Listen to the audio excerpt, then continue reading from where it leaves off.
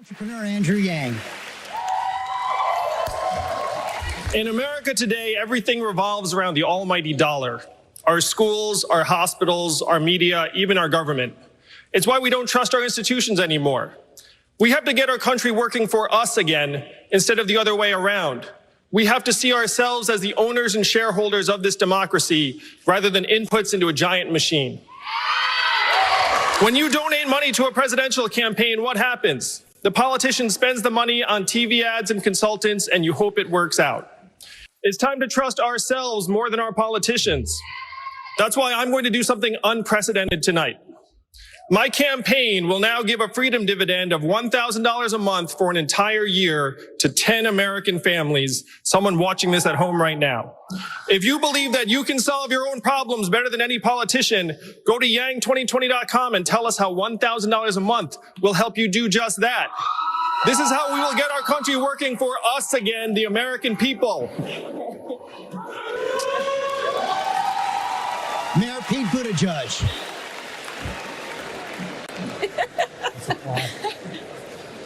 That's good. I'm sorry. It's original, I'll give you that. Andrew Yang. This is why presidential debates are becoming unwatchable. Yeah. This reminds everybody of what they cannot stand about Washington. Andrew Yang. A house divided cannot stand. And that is not how we're Look, going to everyone, we know we're on the same team here. We know we're on the same team. We all have a better vision for healthcare than our current president. And I believe we're talking about this the wrong way. As someone who has run a business, I know that our current healthcare system makes it harder to hire people, makes it harder to give them benefits and treat them as full-time employees. You instead pretend they're contractors. It's harder to change jobs. It's certainly harder to start a business. The pitch we have to make to the American people is we will get the healthcare weight off of your backs and then unleash the hopes and dreams of the American people. Senator Now, Booker. I am Asian, so I know a lot of doctors. And they tell me that they spend a lot of time on paperwork, avoiding being sued, and navigating the insurance bureaucracy. We have to change the incentives so instead of revenue and activity, people are focused on our health in the healthcare system. In the Cleveland Clinic, where they're paid not based upon how many procedures they prescribe, shocker, they prescribe fewer procedures, and patient health stays the same or improves. That is the pitch to the American people. Mr. Yang, it is true that in the last few years, we have seen the most severe anti-immigrant measures, from putting kids in cages to limiting asylum for people fleeing gangs and domestic violence. But it is also true that about 1 million immigrants enter the U.S. legally every year. So are you willing to raise the number of legal immigrants from 1 million to 2 million per year? And should there be a merit system, as President Trump wants? So, yeah, I'm sorry, did you ask me or? Mr. Yang. I already said it. Okay. Sorry. My father grew up on a peanut farm in Asia with no floor, and now his son is running for president. That is the immigration story that we have to be able to share with the American people. If you look at our history, almost half of Fortune 500 companies were founded by either immigrants or children of immigrants, and rates of business formation are much higher in immigrant communities. We have to say to the American people, immigrants are positive for our economic and social dynamism, and I would return the level of legal immigration to the point it was under the Obama-Biden administration.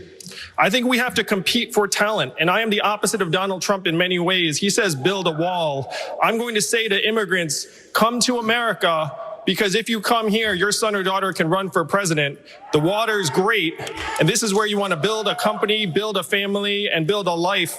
This country has been a magnet for human capital for generations. If we lose that, we lose something integral to our continued success, and that is where I would lead as president. Alcalde Pitt, tengo una pregunta para usted. Gracias.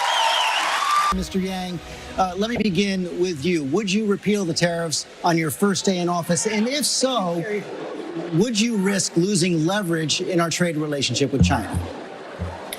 I would not repeal the tariffs on day one, but I would let the Chinese know that we need to hammer out a deal, because right now the tariffs are pummeling producers and farmers in Iowa who have absolutely nothing to do with the imbalances that we have with China.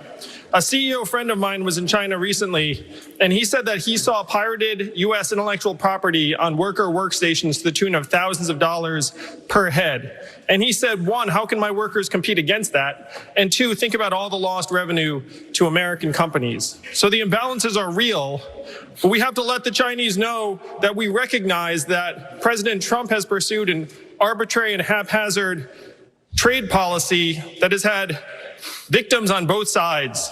So no to repealing the tariffs immediately, but yes to making sure we come to a deal that addresses the concerns of American companies and American producers. I want to take this to Mr. Yang. You share the stage, as you know, when we talk about troops in Iraq and Afghanistan with the vice president who was in the Situation Room, with senators who are on the Senate Armed Services, the Foreign Relations Committees, with an Afghanistan veteran who is on the stage tonight. As you share the stage with these candidates, what makes you the most qualified on this stage to be commander-in-chief? I've signed a pledge to end the forever wars. We've been in a state of continuous armed conflict for 18 years, which is not what the American people want. We have to start owning what we can and can't do. We're not very good at rebuilding countries. And if you want proof, all you have to do is look within our own country at Puerto Rico. We've spent trillions of dollars to unclear benefits, lost thousands of lives, and thank you, Pete, for your service. And the goal has to be to rebuild the relationships that have made America strong for decades. I would lead our armed forces with restraint and judgment. What the American people want is simply a president who has the right values and point of view, and they can trust to make the right decisions when it comes to putting our young men and women into harm's way. And that's what I would do as president. Mr. Yang, thank you. Mr. Yang.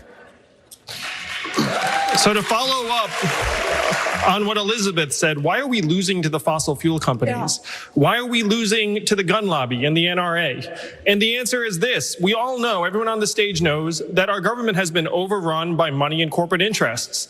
Now, everyone here has a plan to try and curb those corporate interests, but we have to face facts. Money finds a way. Money will find its way back in. So what is the answer? The answer is to wash the money out with people-powered money. My proposal is that we give every American 100 democracy dollars that you can only give to candidates and causes that you like. This would wash out the lobbyist cash by a factor of 8 to 1. That is the only way we will win. And as someone running for president, I'll tell you, there's the people on one side and the money on the other. The only way for us to win is if we bring them together. Thank you, Mr. Yang. Lindsay. I'd like to have an academic discussion now about education. Mr. Yang, we'll stay with you. Here in Houston, the school district is facing yet another year of spending cuts. Like schools across the country, the system faces many challenges. One of them, thousands of students are leaving traditional public schools and going to charter schools. You're the most vocal proponent on this stage for charter schools. You have said that Democrats who want to limit them are, quote, just jumping into bed with teachers' unions and doing kids a disservice. Why isn't taxpayer money better spent on fixing traditional public schools? Let me be clear, I am pro-good school.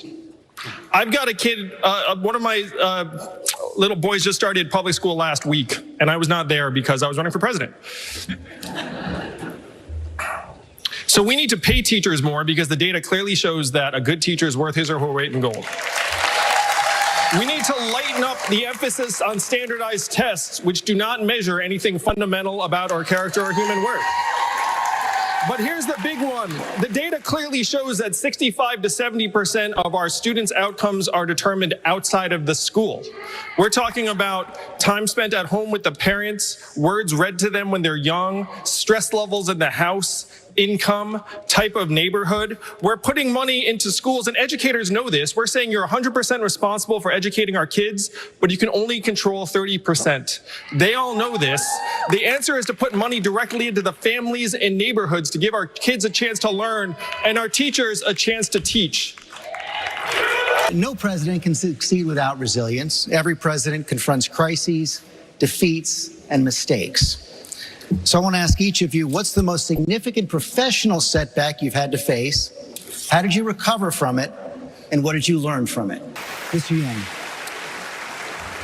I was an unhappy lawyer for 5 whole months, and I left to start a business. And I'm going to share with you all one of the secrets to entrepreneurship. If you want to start something, tell everyone you know you're going to do it. And then you don't have a choice. You put your heart and soul into it, and even though I did that, my company flopped, had its mini rise and maximum fall, lost investors hundreds of thousands of dollars, still owed $100,000 in school debt. My parents still told people I was a lawyer. I guess it was a little easier.